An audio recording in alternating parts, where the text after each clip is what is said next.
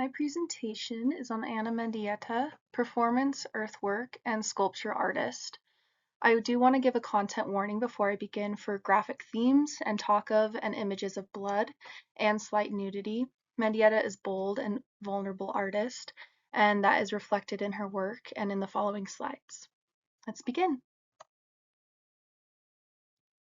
During her life, Anna Mendieta grounded herself in her work, using earthly elements and her own body to create performance pieces and, most famously, silhouettes. She has said, "My art is the way I re-establish the bonds that unite me to the universe. It is a return to the maternal source." After an uprooted upbringing, her work was about far more than the final photograph, and was certainly a healing and meditative creation process, her art being the vessel for that return she spoke of.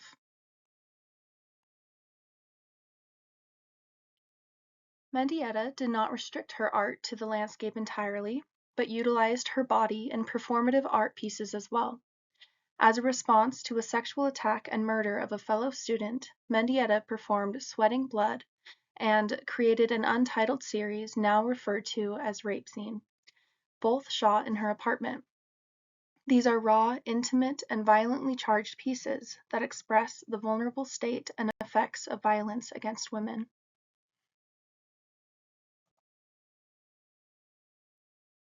Another work that addressed this tragic act of violence was Moffat Building. Bloody rags were placed outside an apartment building, and onlookers in the film initially address but ultimately ignore and walk past the worry. This was not the first nor the last time blood was used in her works. A film, Chicken Movie, Chicken Piece, is a horribly graphic creation of Mendieta, where she holds a decapitated chicken upside down while it is still twitching, its blood coating her naked skin. This was to parallel animal cruelty with violence towards women, at the cost of her own distress and discomfort, which is evident in the film.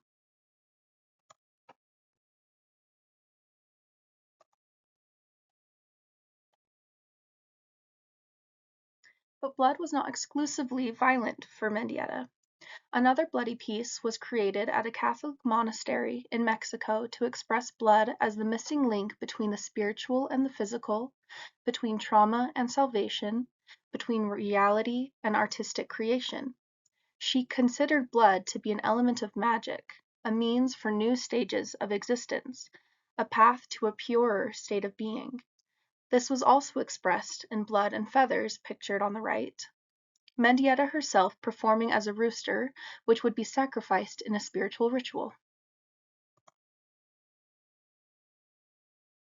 Following these graphic series was when the landscape became increasingly important to Mendieta's work, the creation experience invoking renewal for the feminine archetype.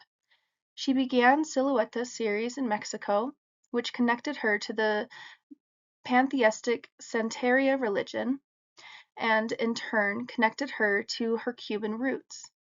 Her religious beliefs were woven into her earthworks, which she left to be at the mercy of the elements or discovered by visitors, as she sought to achieve one universal energy which runs through everything, from insect to man, from man to specter, from specter to plant, from plant to galaxy.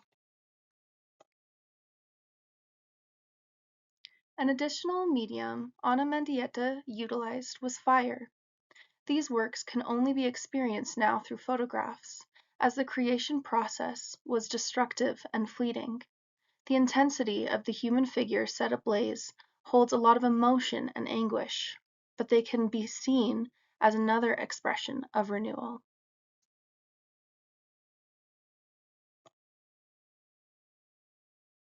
Until her untimely death, emotion was laced into every moment of Ana Mendieta's work, from beginning to end. She gave her entire self to each piece, literally embodying art. She was fiercely bold in her expression and in her means of making her statements heard loudly. While her bloodier works are hard to stomach, her vulnerability in creating them for the sake of other women is absolutely admirable. Knowing that these works, too, led to her connection with the earth and a more divine purpose is a truly inspiring tale.